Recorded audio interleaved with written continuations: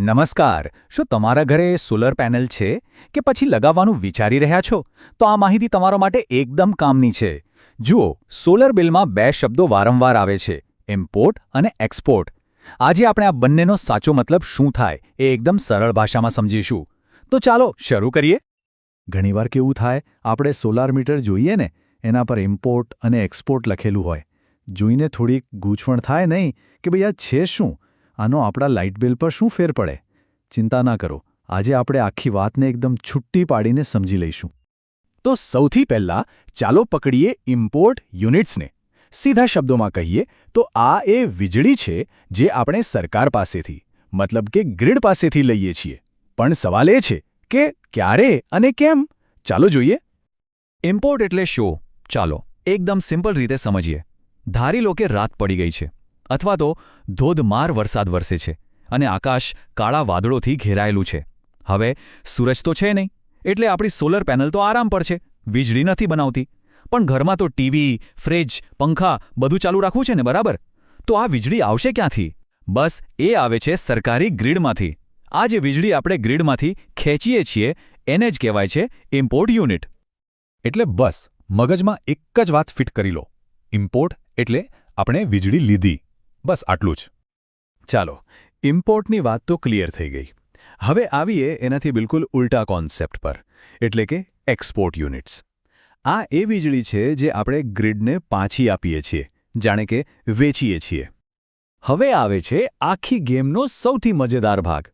વિચારો, ઉનાળાનો બળબડતો તડકો છે, આપણી સોલર પેનલ્સ તો ફૂલ ફોર્મમાં છે, એટલી બધી વીજળી બનાવે છે કે ઘરમાં વપરાયા પછી પણ વધી પડે છે. તો આ વધારાની વીજળીનું શું થાય?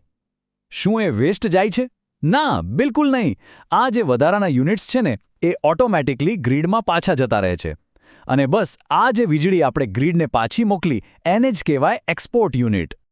તો હવે બીજી વાત પણ મગજમાં ફિટ કરી લો. એક્સપોર્ટ એટલે આપણે વીજળી આપી. ચાલો એકવાર ફટાફટ રિપીટ કરી લઈએ. ઇમ્પોર્ટ એટલે લીધી, એક્સપોર્ટ એટલે આપી. કેટલું સિમ્પલ છે, નહીં? સારો, થિયરી તો બરાબર સમજાઈ ગઈ, પણ પ્રેક્ટિકલી આ બધું કામ કેવી રીતે કરે છે?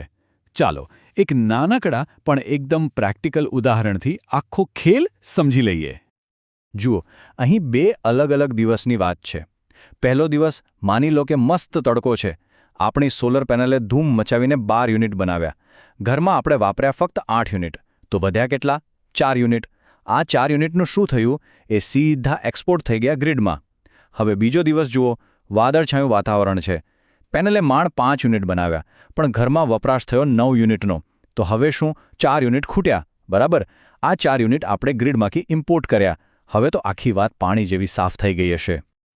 ઓકે, ઇમ્પોર્ટ એક્સપોર્ટનો હિસાબ તો સમજી લીધો, પણ હવે આવે છે સૌથી મોટો સવાલ: આ બધાની આપણા પૈસા પર, આપણા બિલ પર શું અસર થાય છે?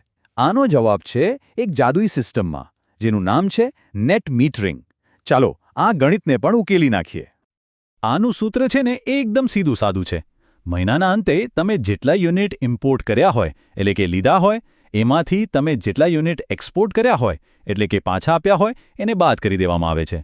અને પછી જે યુનિટ બચે, બસ એટલાનું જ બિલ ભરવાનું. સિમ્પલ. દાખલા તરીકે માની લો કે આખા મહિનામાં તમે ગ્રીડમાંથી 50 યુનિટ વાપર્યા, એટલે કે ઇમ્પોર્ટ કર્યા, અને એ જ મહિનામાં તમારી પેનલે 30 યુનિટ વધારાના બનાવીને ગ્રીડને પાછા આપ્યા, એટલે કે એક્સપોર્ટ કર્યા. તો બિલ કેટલું આવશે?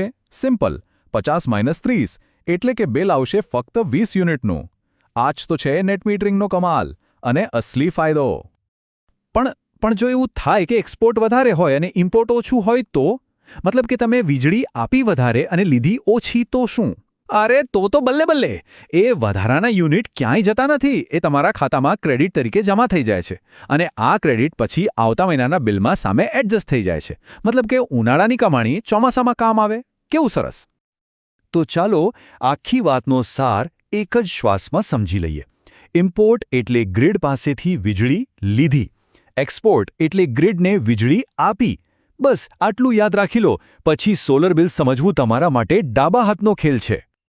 હવે મને ખાતરી છે કે હવે પછી જ્યારે પણ તમારા હાથમાં સોલર બિલ આવશે, ત્યારે તમે એને ખાલી આંકડા તરીકે નહીં જુઓ. તમને એમાં ઊર્જાની આખી લેવડ-દેવડની કહાણી દેખાશે. એ બિલ એ વાતનો પુરાવો હશે કે તમે માત્ર એક ગ્રાહક નથી, પણ એક ઊર્જા ઉત્પાદક પણ છો. તો હવે સવાલ એ નથી કે બિલ કેટલું આવ્યું, સવાલ એ છે કે શું આ બિલ માત્ર એક રકમ છે કે પછી એક સ્માર્ટ ભવિષ્ય તરફની આપણી ઊર્જા યાત્રાનો એક હિસ્સો છે? જરા વિચારજો.